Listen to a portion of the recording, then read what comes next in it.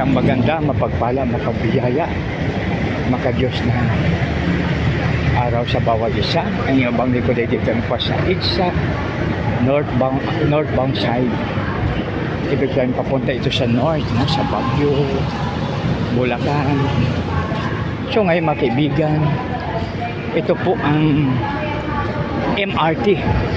Maring libre ang sakay ngayon dahil sa Independence Day ngayon mga kaibigan. Kaya pwede tayong gumala kahit saan tayo pupunta dahil mayroong tinatawag na libreng sakay sa Independence Day. So ito mga kaibigan, isa pagpatuloy po natin ang ating pinag-usapan tungkol sa kapitan. So ngayon mga kaibigan, dito nakalagay na sa 22, nakalagay po dito sa 22 ang sa number 1 na makikita natin. Ibig sabihin dito mga kaibigan, mas mabuting piliin ang malinis na pangalan kaysa pilak at binto anumang kayamanan.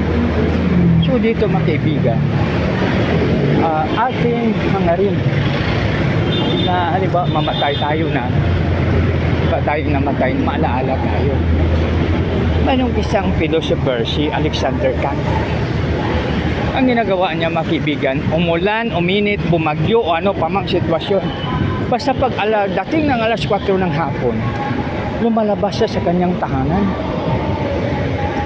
Lumalabas sa tahanan niya. No? Kung maulan, nagpapayong.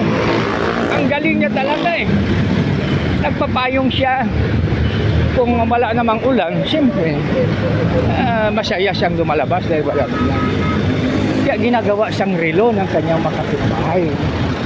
So sabi nila, alas 4 na ng hapon dahil si Alexander Kant ay ano na, nag-ano na siya, lumabas na. No?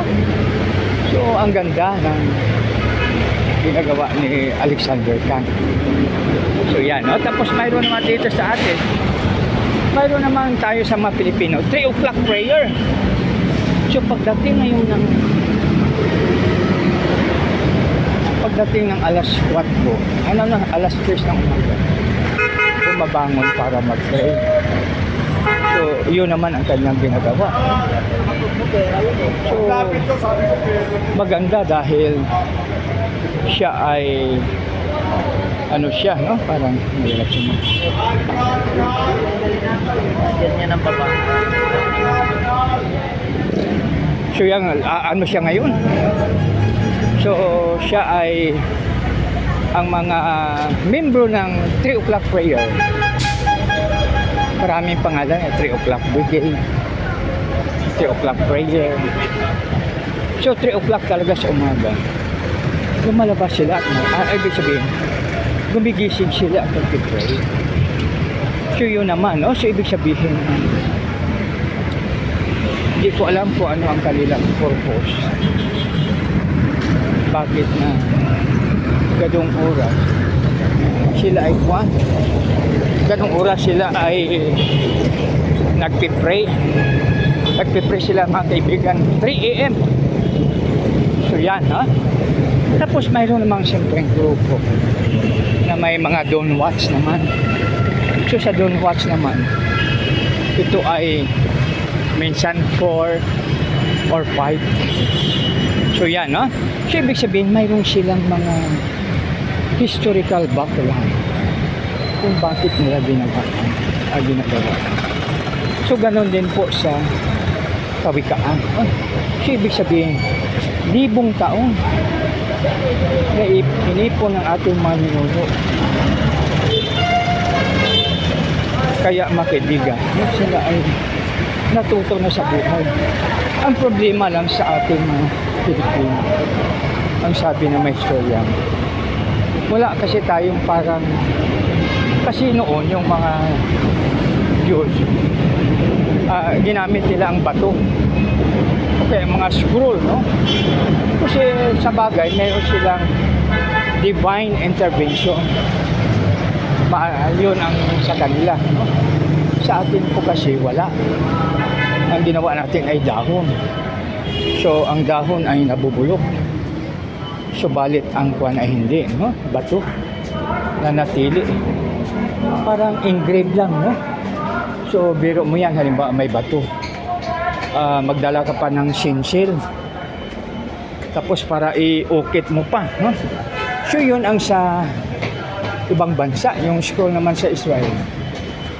Di ko alam kung bakit yun ang ano niya, no? Yun po ang kanyang ginawa. Good morning. So yun po ang ginawa nila. So kaya yan mga kaibigan, no?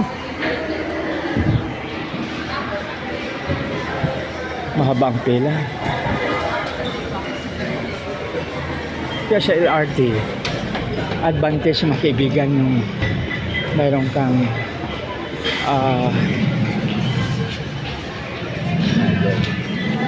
yan, mayroon ganito mga kaibigan.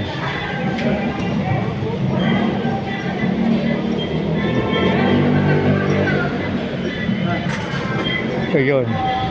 So yan mga kaibigan, no? Dahil sa bato ang ginagamit sa ibang bansa, kaya na-preserve. So balit sa atin ay dahon. So ibig sabihin, hindi po maganda ang ating pag-preserve. Subalit, sa mga bansa na gumamit ng bato, kasi kuwan lang, parang ano lang siya eh, na-preserve po talaga, no? Kaya ito ang maganda pag tayo ay hindi naman alam ng ating maninuno na someday pala kailangan. Kaya makaibigan, mas maganda na bigyan natin po ng halaga ang mga kaibigan. Bigyan natin ng halaga ang lahat ng mga kasabihan ng ating mga ninuno. Subalit isipin muna natin, para maganda.